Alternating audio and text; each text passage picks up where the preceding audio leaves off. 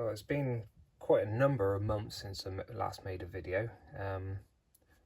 Been stuff going on in my life that has taken up the vast majority of my time, but hopefully I can start making videos on a regular basis again.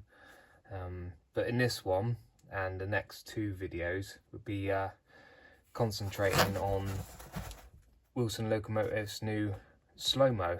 Now, this was originally produced by Small Steam Performance, and then Wilson bought the rights after SSP stopped production, and now they are being produced again, which is good, because just after I finished building my Katie and I was looking into getting a slow-mo, SSP decided to stop production, and I was looking at buying a second-hand Mark 1 slow-mo, which is change driven instead of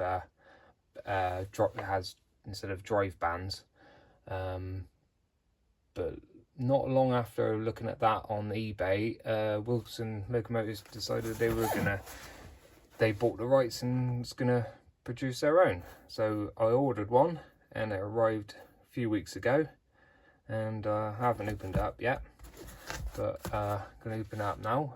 Just to explain what a slow-mo is, it's an inertia device that fits on the axles of the locomotive, and it has a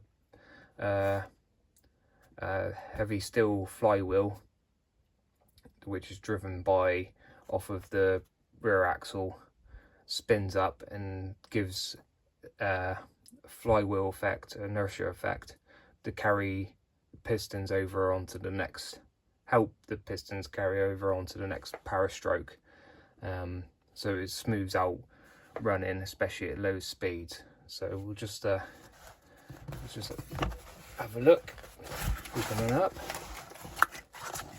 So here's the instructions. There we go, there's the slow-mo itself. There's see that there's the drive bands on the pulley that fits on the rear axle, and then in here is the steel flywheel driven by a series of gears that will spin it up and then give you your inertia. There's the instructions. I'll read carefully through them before I start fitting, which would probably be I'll start filming that soon.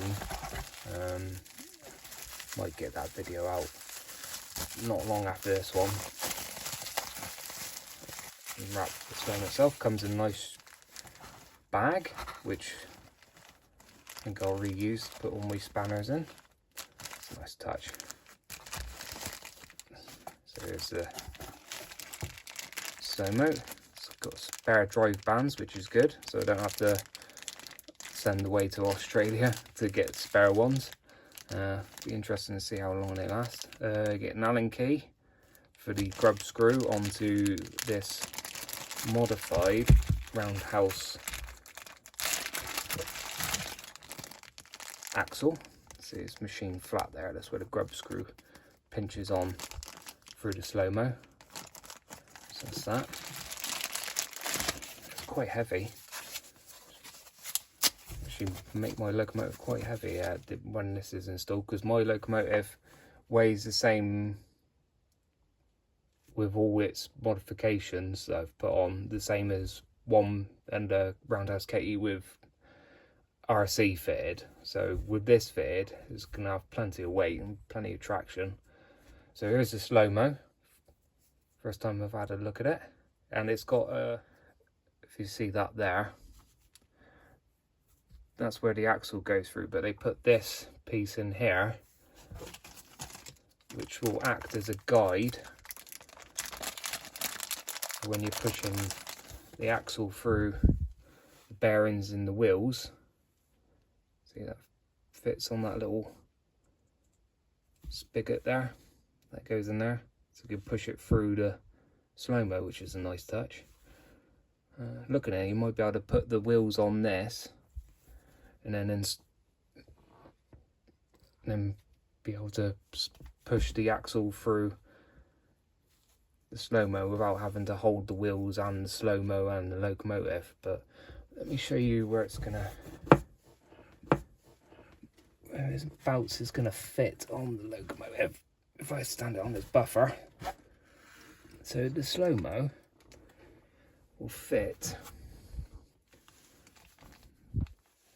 in like that, and then this bit here, that's a bearing surface, and that will fit on the front axle.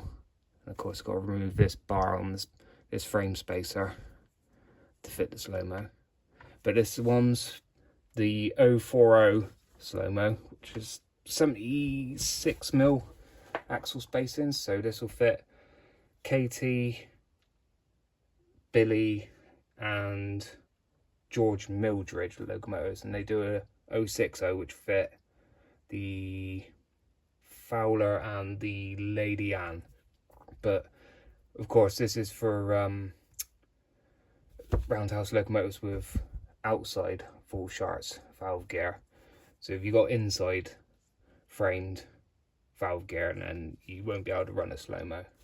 But yeah, it's got a very high quality piece of kit, and it's weighty, so I wouldn't be surprised if this locomotive will end up well over 3.5 kilograms once I've fitted this. Plenty of traction, but that will be in the next video. I'll be fitting this. Got to figure out how I'm gonna fit it, so read the instructions. But I was thinking about taking the front buffer off and then standing the locomotive on and screwing it down to a piece of wood, so then I can work on it with the locomotive stood on its front, make things easier. But I'll read the instructions later thoroughly, and then might set about doing that tomorrow. So hopefully I'll get the first couple videos out this week, and then maybe possibly testing it out in Steam the weekend, and then post that as well. But it'd be a 3-parter, so it'd be today's video, which is unboxing, first look, then second video would be fitting, and then steaming it up. But yeah, I'm very excited about this, because if you search on YouTube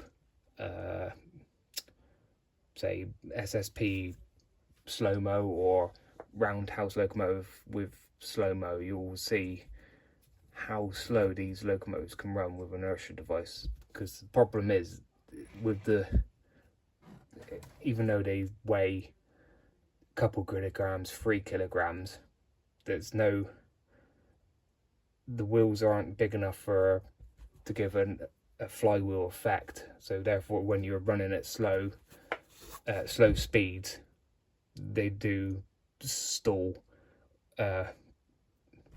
So fitting one of these to help carry it over to the next power stroke. So hopefully it'll run not only smoother, but also run slower without stalling. So yeah, heavy bit of kit. So we'll leave that there, and then next video will be fitting.